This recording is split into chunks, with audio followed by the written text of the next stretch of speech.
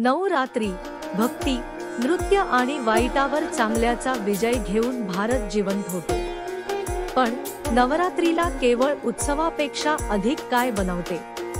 दुर्गेच्या भयंकर युद्धापासून विविध क्षेत्रांतील उत्साही उत्सवांपर्यंत नवरात्र ही शक्ती, परंपरा आणि दैवी विजयाची कथा आहे। आमच्याशी इंडियन मिथॉलॉजी अँड हिस्टरी वर सामील व्हा, जिथे आपण कथांमध्ये खोलवर डोकावतो, जे भारतीय संस्कृतीला आकार देतात आणि भारतीय वारशाचा आत्मा साजरा करतात। या अतुलनीय सणाचे सार, त्याचे महत्त्व आणि संपूर्ण भारतामध्ये तो कसा साजरा केला जातो हे आपण जाणून घेत आहोत। नवरात्रीचा अर्थ काय?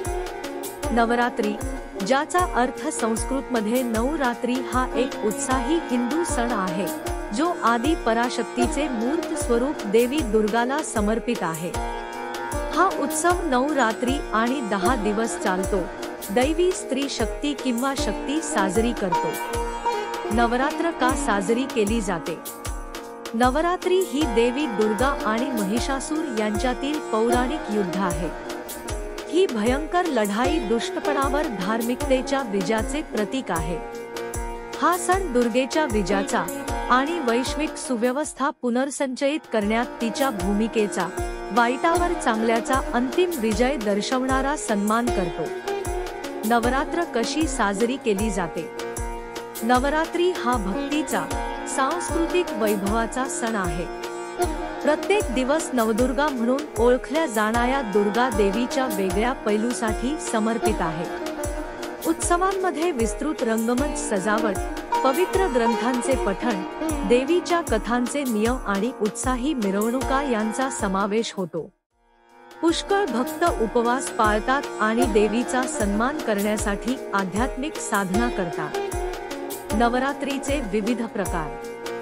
हिंदू चंद्र कॅलेंडरनुसार नवरात्री वर्षातून 4 वेळा पाळली जाते। यामध्ये समाविष्ट आहे: शारदा नवरात्री, सप्टेंबरच्या आसपास आयोजित केला जातो, तो सर्वात मोठ्या प्रमाणावर साजरा केला जातो। चैत्र नवरात्री, मार्चच्या आसपास घडते, हिंदू नववर्षाची सुरुवात होते। माघ नवरात्री, आध्यात्मिक कायाकल्पावर लक्ष केंद्रित करून जानेवारीमध्ये साजरा केला जातो।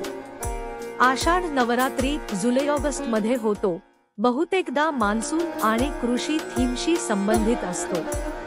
यापैकी शारदीय नवरात्री आणि चैत्र नवरात्री सर्वात प्रमुख आहेत। दुर्गेची 9 रूपे। नवरात्रीचा प्रत्येक दिवस दुर्गेच्या वेगळ्या रूपाला समर्पित असतो, ज्याला नवदुर्गा म्हणून ओळखले जाते। दिवस 1, शैलपुत्री, पर्वतांची मुलगी, स्थिरता आणि सामर्थ्य दर्शवते। दिवस 2, ब्रह्मचारिणी, अविवाहित, शांती आणि भक्तीचे प्रतीक असलेली तपस्वी देवी। दिवस 3, चंद्रघंटा, कपाळावर अर्धचंद्र असलेली देवी, सौंदर्य आणि शौर्य मूर्त रूप देते। दिवस 4, कुष्मांडा, वैश्विक निर्माता जो जीवन आणि चैतन्य देतो। दिवस 5, स्कंदमाता, स्कंदाची आई, मातृशक्तीला मूर्त रूप देते। दिवस 6, कात्यायनी, महिषासुराचा पराभव करणारी भयंकर योद्धा देवी। दिवस 7, कालरात्री, दुर्गेचे सर्वात उग्र आणि गद्द रूप, वाईटाच्या नाशाचे प्रतीक आहे। दिवस 8, महागौरी, देवी, शुद्धता आणि शांतता दर्शवते। दिवस 9, सिद्धिदात्री, अलौकिक शक्तींचा दाता, सिद्धी। प्रादेशिक उत्सव। भारतातील विविध प्रदेशांमध्ये नवरात्री उत्साही आणि अनोख्या रीतिरिवाजांसह साजरी केली जाते।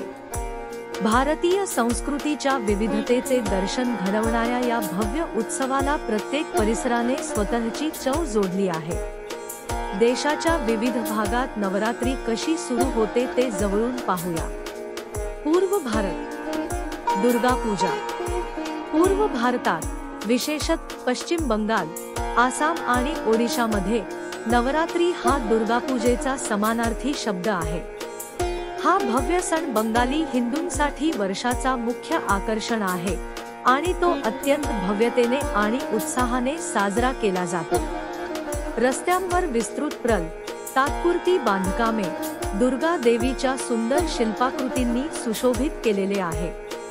पारंपरिक नृत्य, संगीत आणि सांस्कृतिक सादरीकरणे असलेले समुदाय मेळावे उत्साही असतात। दुर्गापूजेचा कळस, मूर्ती पाण्यात विसर्जित करणे देवीच्या स्वर्गीय निवासस्थानात परत येण्याचे प्रतीक आहे। त्यासोबत दिवे, फटाके आणि उत्सवाचे वातावरण आहे। उत्तर भारत, रामलीला आणि दसरा। उत्तर भारतात नवरात्रीला नाट्यमय रामलीला सादरीकरणाने चिन्हांकित केले जाते। रामायणातील एपिसोड्सचे हे थिएट्रीय सिम्युलेशन भगवान रामाच्या वीर कृत्यांचे आणि असुर राजा रावण विरुद्धची त्यांची लढाई त्यांच्या कथाकथनाने आणि थेट सादरीकरणाने प्रेक्षकांना मोहित करतात। हा सण दसऱ्याला संपतो, जिथे रावण, कुंभकर्ण आणि इंद्रजित यांचे पुतळे जाळले जातात, जे वाईटाच्या नाशाचे प्रतीक आहे। गुजरात, गरबा, दांडिया। गुजरातमध्ये गरबा आणि दांडिया रास यांसारख्या पारंपरिक नृत्याद्वारे नवरात्री मोठ्या उत्कटतेने साजरी केली जाते। गरबा हे रंगीबेरंगी पोशाखात पुरुष आणि महिलांनी सादर केलेले सजीव, वर्तुळाकार नृत्य आहे। लोकसंगीताच्या तालबद्ध तालावर सेट केले जाते। दुसरीकडे दांडियामध्ये लाठीसह नृत्याचा समावेश होतो आणि जोड्यांमध्ये सादर केला जातो। कर्नाटक, माझा सूर दसरा।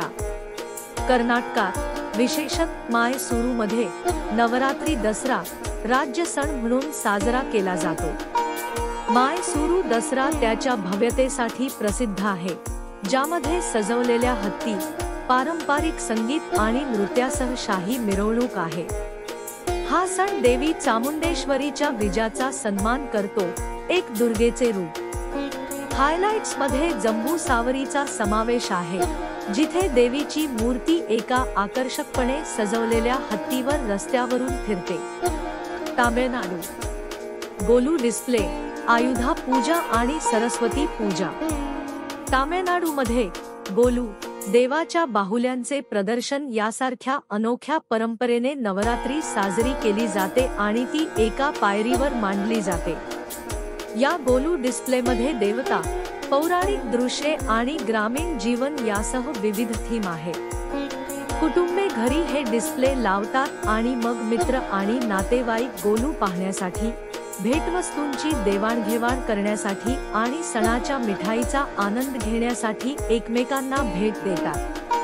अष्टमी, नवमी आणि विजयादशमी या नावाने ओळखल्या जाणाऱ्या नवरात्रीच्या शेवटच्या 3 दिवसांमध्ये सरस्वती पूजेसाठी विशेष समारंभ आयोजित केले जातात।